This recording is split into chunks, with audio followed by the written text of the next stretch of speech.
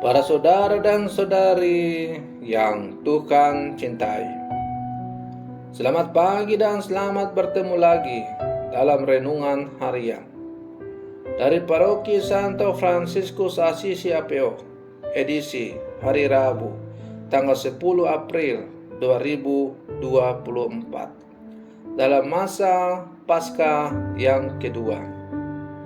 Mengawali hari yang baru ini, kita hendak mendengar dan merenungkan sabda Tuhan. Marilah sebelum kita mendengar dan merenungkan sabda Tuhan, kita berdoa. Dalam nama Bapa dan Putra dan Roh Kudus. Amin. Allah Bapa yang Maha Kuasa dan Pencipta manusia, tiap tahun kami memperingati misteri kudus yang memulihkan martabat manusia dan memberikan harapan akan kebangkitan. Dengan rendah hati kami mohon, semoga misteri Paskah yang kini kami rayakan dalam iman, kelak kami rayakan dalam cinta kasih abadi. Bersabdalah ya Tuhan, kami siap mendengarkan. Terpujilah Engkau Bapa, Putra dan Roh Kudus, kini dan sepanjang segala masa. Amin. Para saudara dan saudari yang Tuhan cintai, sabda Tuhan yang hendak kita dengar dan kita renungkan untuk mengawali hari yang baru ini diambil dari Injil Yohanes pasal 3 ayat 16 sampai 21. Tuhan bersamamu. Inilah Injil suci menurut Yohanes. Dalam percakapannya dengan Nikodemus, Yesus berkata, begitu besar kasih Allah akan dunia ini, sehingga Ia telah mengaruniakan anaknya yang tunggal, supaya setiap orang yang percaya kepadanya tidak binasa, melainkan beroleh hidup yang kekal. Sebab Allah mengutus anaknya ke dalam dunia, bukan untuk menghakimi dunia, melainkan untuk menyelamatkannya. Barang siapa percaya kepadanya, ia tidak akan dihukum. Tetapi barang siapa tidak percaya, ia berada di bawah hukuman. Sebab ia tidak percaya dalam nama Anak Tunggal Allah. Dan inilah hukuman itu. Terang telah datang ke dalam dunia, tetapi manusia lebih menyukai kegelapan daripada terang. Sebab perbuatan-perbuatan mereka jahat. Sebab barang siapa berbuat jahat, membenci terang dan tidak datang kepada terang itu, supaya perbuatan-perbuatannya yang jahat itu tidak tampak. Tetapi barang siapa melakukan yang benar, ia datang kepada terang, supaya menjadi nyata bahwa perbuatan-perbuatannya dilakukan dalam Allah. Demikianlah sabda Tuhan. Para saudara dan saudari yang Tuhan cintai, kita sering punya pandangan yang buruk tentang dunia. Dunia diperlawankan dengan kehidupan rohani, dan orang-orang beriman cenderung menghindari hal-hal yang duniawi. Akan tetapi, Injil Yohanes sebagaimana yang kita dengar pada hari ini dengan jelas melukiskan, karena begitu besar kasih Allah akan dunia ini, sehingga Ia telah mengaruniakan anaknya yang tunggal, supaya setiap orang yang percaya kepadanya tidak binasa, melainkan beroleh hidup yang kekal. Jadi Allah begitu mengasihi dunia. Ia ingin menyelamatkannya, bukan menghakiminya. Kalau Allah saja mengasihi dunia, bagaimana mungkin kita mau membenci atau menghakiminya? Selalu akan ada pertentangan antara terang dan gelap, serta kebaikan dan kejahatan di dunia.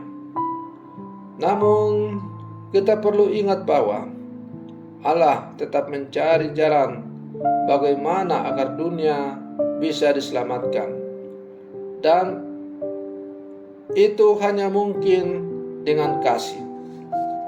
Dulu, para rasul pernah dipenjarakan, tetapi malaikat Tuhan membebaskan mereka supaya memberitakan firman hidup kepada banyak orang. Ketika kita berpikir bahwa situasi dunia sekitar kita sudah sulit diselamatkan, Tuhan akan menunjukkan jalan yang membutuhkan kerjasama kita. Para saudara dan saudari yang Tuhan cintai, setiap kali menghadapi masalah yang tampak tidak mungkin terselesaikan, kita diundang untuk bekerja sama dengan Tuhan dan dengan bantuan orang-orang lain yang diutusnya. Karena hanya dengan berjalan bersama dengan Tuhan, hanya di dalam Tuhan, kita akan mampu menghadapi berbagai persoalan-persoalan hidup yang kita alami. Kita tidak pernah tahu berapa besar kasih Allah yang telah menyelenggarakan berbagai peristiwa dalam kehidupan kita. Ia tidak hanya mengasihi kita, tetapi juga mengasihi dunia dan semua makhluk di dalamnya. Para saudara dan saudari yang Tuhan cintai, apa yang dikatakan oleh Yesus dalam bacaan Injil yang hari ini kita dengar? Siapa yang percaya kepadanya, ia tidak akan dihukum. Sangat jelas dialami para rasul dalam seluruh kehidupannya. Para rasul yakin sedang melakukan yang benar. Karena keyakinan itu, mereka tidak lari, tidak bersembunyi, tetap datang ke bait Allah, kepada terang, supaya menjadi nyata bahwa perbuatan-perbuatan mereka dilakukan dalam Allah. Dan dengan demikian, para rasul meskipun mengalami tekanan, dipenjara, disiksa, dihalang-halangi, tapi mereka tidak pernah merasa takut. Para saudara dan saudari yang Tuhan cintai, pengalaman para rasul ini meneguhkan kita juga. Dalam mewartakan kebenaran, betapa sering kita berhadapan dengan kenyataan bahwa kita ditangkap dan dipenjarakan. Namun, dalam menghadapi situasi seperti itu, kita harus yakin bahwa jika kita percaya, kita tidak akan dihukum. Yakin dan percaya dan mengandalkan Allah sebagai satu-satunya kekuatan dalam setiap perjalanan hidup kita sebagai orang-orang percaya akan menjadi sebuah kekuatan yang akan membuat kita untuk tidak takut menjalani kehidupan di dunia ini dengan berbagai macam dinamikanya. Para saudara dan saudari yang Tuhan cintai, sebagai murid-murid Yesus yang hidup zaman sekarang, kita diajak untuk maju berlangkah bersama, bergandengan tangan sebagai keluarga satu iman dalam Tuhan, untuk selalu bersaksi mewartakan tentang kasih Allah kepada dunia. Janganlah pernah kita takut dalam berbagai macam tantangan yang menghadang kita di depan, karena dengan bantuan pertolongan Allah, dengan selalu berjalan di dalam Allah, bersama Allah, maka tidak ada yang akan mampu menghadang kita. Para saudara dan saudari yang Tuhan cintai, semoga permenungan saya untuk mengawali hari yang baru ini semakin menghantar kita untuk menjadi murid-murid Yesus yang sejati. Semoga demikian. Selamat pagi, Tuhan Yesus memberkati.